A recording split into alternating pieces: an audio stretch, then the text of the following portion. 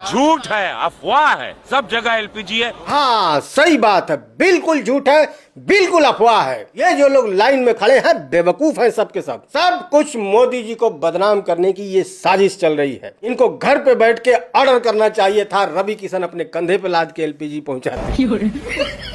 LPG gas हर जगह available है। मतलब बिहार में इनके पार्टी के नेता एजेंसी पर अपने आदमी भेजते हैं और 15 गैस सिलेंडर का डिमांड करते हैं। सम्राट चौधरी के आए, वो एसडीओ साहब आए, वो 15 सिलेंडर का डिमांड किए। एजेंसी वाला बोलता है गोडाउन में जाके देख लो, होगा तो ले लेना। 4 भरा हुआ सिलेंडर मिलता है, उठा ले जाते। 4 पीस भरा हुआ था, वो ले लिए।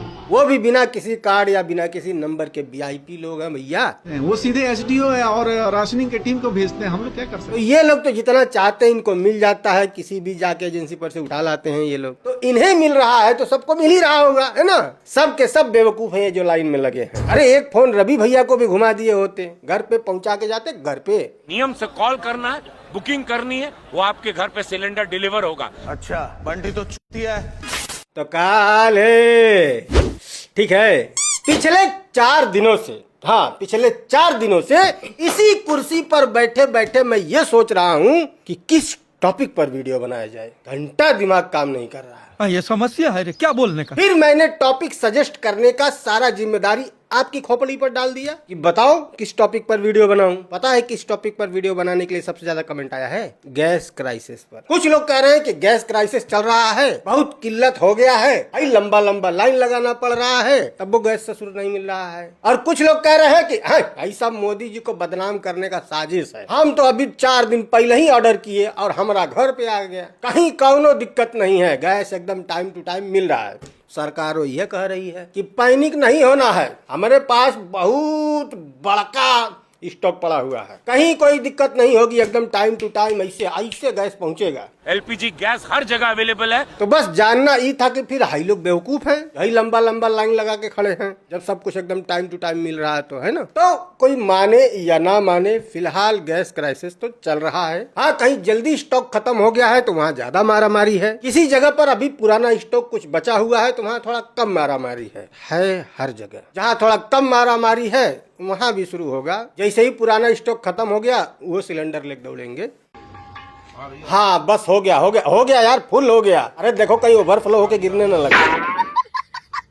नहीं मतलब ये लोग मोदी जी पर कटाक्ष करने की कोशिश कर रहे हैं। हाँ मोदी जी ने एक बार अपने भाषण में नाले के गैस से चाय बनाने वाली बात कही थी, और जो गटर से गैस निकलता था, बट उन्होंने नाले के गैस से चाय बनाने की बात की थी, सिलेंडर भरने की नहीं। और वो चाय बनाने के लिए उसी गैस का उपयोग कर करके चाय बनाता था। मैंने बताओ इसे दिन दहाड़े नाली से सिलेंडर भरा जा रहा है भाई साहब। कैसे लोग रहते हैं यार यहाँ पे। और जो लोग रसोई गैस की लाइन में लगे हुए हैं उनमें से कुछ लोगों के रोते गाते हुए भी वीडियोज वायरल हुए हैं। तो भाई किल्लत तो है, प्रॉब्लम चल रही है, और अगर जंग बंद नहीं हुआ तो ये प्रॉब्लम और बड़ी होती जाएगी। लेकिन गैस का तो अल्टरनेटिव ऑप्शन है अपने पास। जहाँ चलो जो लोग शहरों में रहते हैं वो इंडक्शन इस्तेमाल कर लेंगे, जो लोग गांव देहात में रहते हैं वो लकड़ी और उपले का भी इस्तेमाल करते हैं खाना बनाने के लिए। तो गैस क्राइसिस से तो आप निपट सकते हो, बट सबसे बड़ी प्रॉब्लम अभी शुरू ही नहीं हुई है, होने वाली है,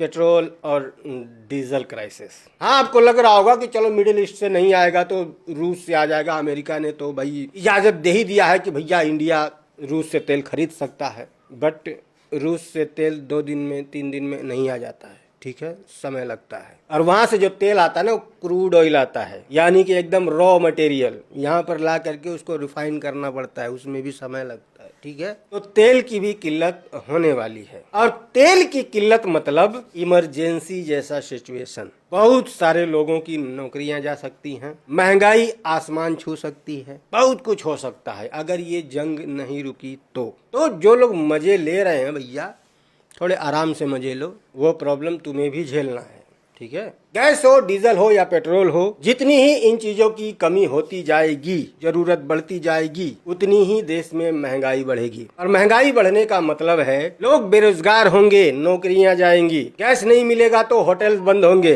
होटल स्टाफ की नौकरी जाएगी, ऑनलाइन फूड डिलीवरी करने वालों की भी नौकरी जाएगी। देश में बहुत सारी कंपनियां ऐसी हैं जो तेल या गैस पर ही निर्भर हैं, वो कंपनियां बंद होंगी, उसमें काम करने वाले कर्मचारी बेरोजगार होंगे। और ये सब मजे लेने वाली चीज नहीं है भाई साहब, चिंता करने वाली चीज है। युद्ध के पक्ष में कभी भी खड़ा नहीं होना चाहिए, चाहे वो युद्ध किसी भी देश का हो, किसी भी देश से हो। सिर्फ उनका नुकसान नहीं होगा जो लोग लड़ रहे हैं आपस में, पूरी दुनिया को उसका खामियाजा भुगतना पड़ेगा। खास करके वो लोग जिनकी इंडिपेंडेंसी दूसरे देशों पर ज्यादा है, जैसे कि हम लोग भारतीय। हमारे देश की जमीन में तेल नहीं है कई जगहों पर, बट उससे हमारा देश नहीं चल सकता। हमारे देश के जमीन में गैस नहीं है बट उससे पूरा देश नहीं चल सकता। तो हमें ये सारी चीजें दूसरे देशों से इंपोर्ट करनी पड़ती है। पूरी दुनिया में कहीं पर भी जंग जैसे हालात बनेंगे, उसका खामियाजा हमें भुगतना होगा। इसीलिए जंग के पक्ष में कभी भी खड़ा नहीं होना चाहिए, जंग का हमेशा विरोध करना चाहिए। किसी भी जंग का बोझ जो होता है ना, सबसे ज्यादा मासूम लोग ढोते हैं, सबसे ज्यादा गरीब लोगों को ढोना पड़ता है। आज गैस की किल्लत है, कितने वीवीआईपी या कितने अमीर लोग उन लाइनों में खड़े हैं गैस की, बताओ तो किनको झेलना पड़ रहा है? गरीबों को। कल को मान लो अगर